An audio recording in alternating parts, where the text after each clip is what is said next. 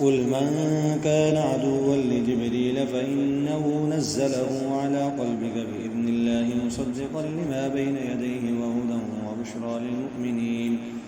من كان عدوا لله وملائكته ورسله وجبريل وميكال فإن الله عدو للكافرين ولقد أنزلنا إليك آيات بينات وما يكفر بها إلا الفاسقون أو كلما عاهدوا عهدا نبذه فريق منهم بل أكثرهم لا يؤمنون ولما جاءهم رسول من عند الله مصدق لما معهم نبذ فريق من الذين أوتوا الكتاب كتاب الله وراء ظهورهم كأنهم لا يعلمون واتبعوا ما تتلو الشياطين على ملك سليمان وما كفر سليمان ولكن الشياطين كفروا يعلمون الناس السحر وما أنزل على الملكين ببابل هاروت وماروت وما يعلمان من أحد حتى يقولا إنما نحن فتنة فلا تكفر فيتعلمون منهما ما يفرقون به بين المرء وزوجه وما هم بضارين به من أحد إلا بإذن الله ويتعلمون ما يضرهم ولا ينفعهم ولقد علموا لمن اشتراه ما له في الآخرة من خلاق ولبئس ما شروا به أنفسهم لو كانوا يعلمون ولو أنهم آمنوا واتقوا لمثوبة من عند الله خير لو كانوا يعلمون يا أيها الذين آمنوا لا تقولوا راعنا وقولوا انظرنا واسمعوا وللكافرين عذاب أليم ما يود الذين كفروا من أهل الكتاب ولا المشركين أن ينزل عليكم من خير من ربكم والله يختص برحمته من يشاء والله ذو الفضل العظيم ما ننسخ من آية أو ننسها نأتي بخير منها أو مثلها ألم تعلم أن الله على كل شيء قدير ألم تعلم أن الله له ملك السماوات والأرض وما لكم من دون الله من ولي ولا نصير أم تريدون أن تسألوا رسولكم كما سئل موسى من قبل ومن يتبدل الكفر بالإيمان فقد ضل سواء السبيل ود كثير من أهل الكتاب لو يردونكم من بعد إيمانكم كفارا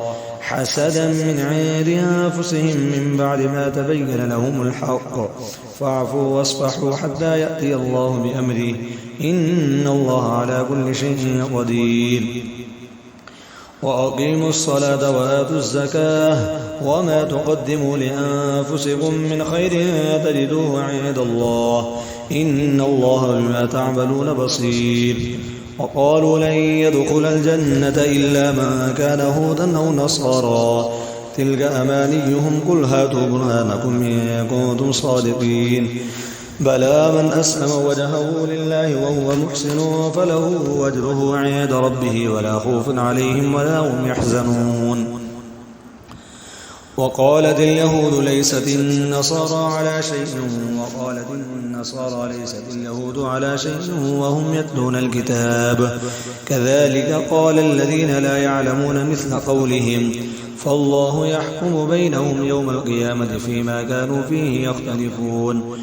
ومن أظلم ممن منع مساجد الله أن يذكر فيها اسمه وسعى في خرابها أولئك ما كان لهم أن يدخلوها إلا خائفين لهم في الدنيا خزي ولهم في الآخرة عذاب عظيم ولله المشرق والمغرب فأينما تولوا فثم وجه الله إن الله واسع عليم وقالوا اتخذ الله ولدا سبحانه بل له ما في السماوات والأرض كل له قانتون بديع السماوات والأرض وإذا قضى أمرا فإنما يقول له كن فيكون وقال الذين لا يعلمون لولا يكلمون الله أو تأتينا آية كذلك قال الذين من قبلهم مثل قولهم تشابهت قلوبهم قد بينا الآيات لقوم يؤمنون إنا أرسلناك بالحق بشيرا ونذيرا ولا تسأل عن أصحاب الجحيم ولن ترضى عنك اليهود ولا النصارى حتى تتبع ملتهم قل إن هدى الله هو الهدى ولئن اتبعت أهواءهم بعد الذي جاءك من العلم ما لك من الله من ولي ولا نصير الذين آتيناهم الكتاب يتلونه حق تلاوته أولئك يؤمنون به ومن يكفر به فأولئك هم الخاسرون.